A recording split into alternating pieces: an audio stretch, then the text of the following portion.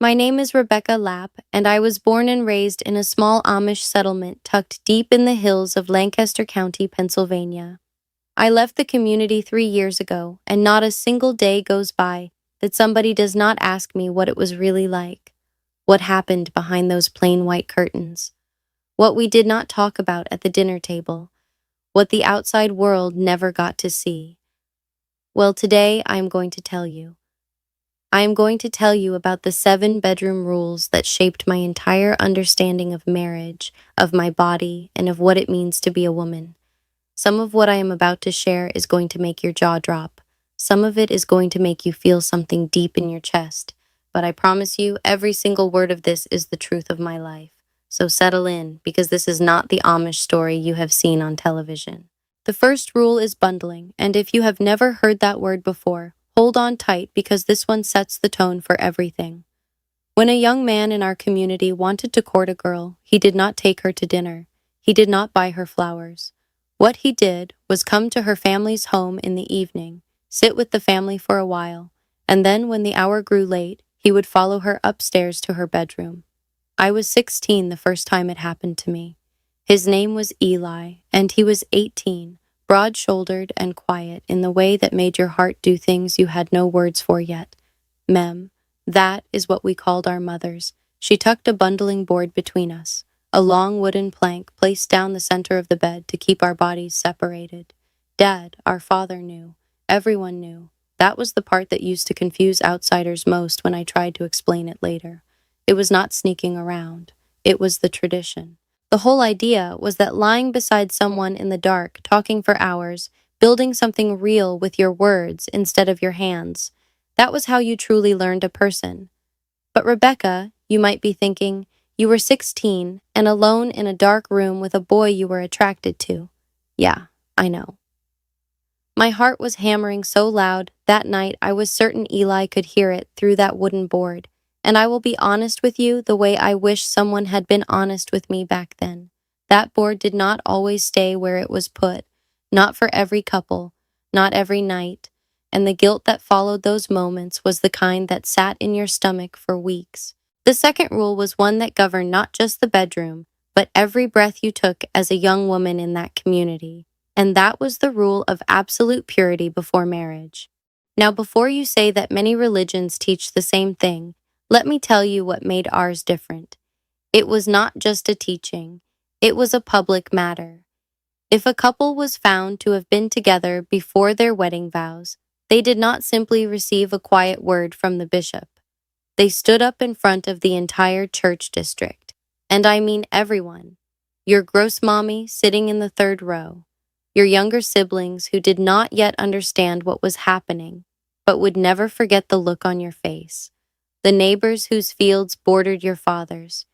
Every single soul in that room watching you confess out loud what you had done in private. I watched my closest friend Miriam go through that when we were 17. She stood at the front of that room and her hands would not stop shaking. Nobody comforted her. That was not the way. You confessed, you were disciplined, and then life moved forward as though it had never happened, except it had happened. And Miriam carried the weight of that morning in her eyes for years afterward. The third rule is the one that surprised people most when I started speaking openly about my life, and that is the rule of modesty inside the marriage bed itself. You would think that once you were married, once you had stood before God and your community and made your vows, that the two of you would finally have something that was just yours, private, free. But even in your own bedroom, even with your husband, you were expected to remain covered. We wore nightgowns that went from our chin to our ankles, long sleeves, plain fabric, nothing that could be considered appealing or decorative. The idea of wearing something that made you feel womanly or attractive, even for the man you had married, was considered hoshmut. Pride. And pride was one of the gravest things a plain woman could be accused of. I remember lying in bed beside my husband Jonas in those first weeks of our marriage, thinking, even now, even here, I still cannot just exist freely in my own skin. That thought followed me like a shadow for a very long time. The fourth rule cracked something open in me the first time I really sat with it after leaving, and it was the rule surrounding the wedding night itself. There is a version of the Amish wedding night that people imagine when they hear the words, and then there is the reality. The reality is this: you get married in the morning. There is a long meal with the entire community, hundreds of people, food everywhere, singing, the bishop speaking. And then that evening, you do not go anywhere. There is no hotel. There is no private room that is yours alone. You sleep in the bride's family home, in a room down the hall from her parents, with the sounds of the house all around you. The next morning, you are up before sunrise, helping clean up from the celebration, washing dishes, stacking benches, sweeping floors. And for the months that follow, your version of a honeymoon is traveling from one relative's house to the next every weekend, sleeping in their spare rooms, collecting gifts, making conversation over breakfast with your new husband's aunt and uncle as though nothing in your entire world has just changed. Jonas and I spent our first night as husband and wife listening to my father cough in the next room. That was our beginning. And we were expected to figure out everything that marriage meant, everything that being together meant, with the whole world just on the other side of a thin wooden wall. The fifth rule is one I heard whispered about more than it was ever spoken plainly, and it was the waiting rule that some of the stricter districts practiced after the wedding. 3 days, married but waiting. The belief was that holding back even after the vows proved that your love was not built on physical wanting, that you were marrying a soul, not a body. I spoke to a woman named Esther from a settlement in Ohio who had gone through this, and she told me she spent those 3 days barely able to look at her new husband because the tension of it was almost unbearable. She said the fourth morning she woke up and did not recognize herself in the small mirror above the wash basin. Not because anything had happened, but because of what it felt like to have every natural feeling inside you treated like something dangerous, something to be controlled and delayed and managed by the community's calendar rather than your own heart. The sixth rule is the one that I believe did the deepest and most lasting damage, and it was the complete and total silence around the education of our bodies. We were taught nothing, not in school, not at home, not anywhere. The subject was considered so shameful that even the most basic knowledge was withheld from us completely. I grew up on a farm and understood certain things from watching animals, the way most Amish children did. But understanding the mechanics of something and understanding what it means for your own body, your own feelings, your own experience as a woman, those are two entirely different things. I went into my marriage not understanding what was happening to me physically on the most ordinary days of my cycle. I had questions that I had carried since I was 12 years old with nobody to ask them to. And when I finally did get married and found myself lost and confused in ways I had no language for, there was still nobody to ask. You were simply expected to know, to figure it out, to not make a fuss. The silence around our bodies was not accidental. It was by design.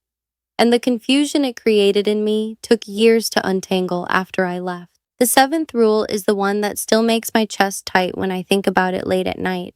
And that is what happened when someone in the community broke any of these rules in a serious way. There was no privacy. There was no quiet conversation between a person and their bishop. There was confession before the church, questions from the elders that went into places no group of people should ever have access to, and then a public accounting of the most private moments of a person's life. The intention behind it was accountability, keeping the community clean and whole and walking in the right direction. But what it created in practice was a culture of deep, suffocating secrecy. People hid things not because they did not feel guilt, but because the punishment for being found out was losing every shred of dignity you had in front of every person you had ever known. And when things happened that were truly serious, when someone was hurt in ways that should never have happened, the silence was even heavier, because coming forward meant going through that process, and for many women I knew, that was a price too high to pay. I have been out of the community for 3 years now, and some mornings I wake up, and the weight of all those rules still sits on my chest before I even open my eyes. Not because I miss them, but because unlearning something that was woven into you from the time you were small is not something that happens all at once. It happens slowly, in pieces, on ordinary Tuesdays when you are standing in a grocery store and you realize you are allowed to simply exist without apologizing for it. I do not tell these stories to make my people look like villains. There was real love in that community, real warmth, real devotion. But there were also rules that asked women to shrink themselves down to nothing and call it holiness. And I spent enough years shrinking. If any part of this story sat with you today, if any piece of it felt familiar in your own life, I want you to know that you are not alone in that feeling. Leave me a word in the comments. I read every single one. And I will see you in the next one.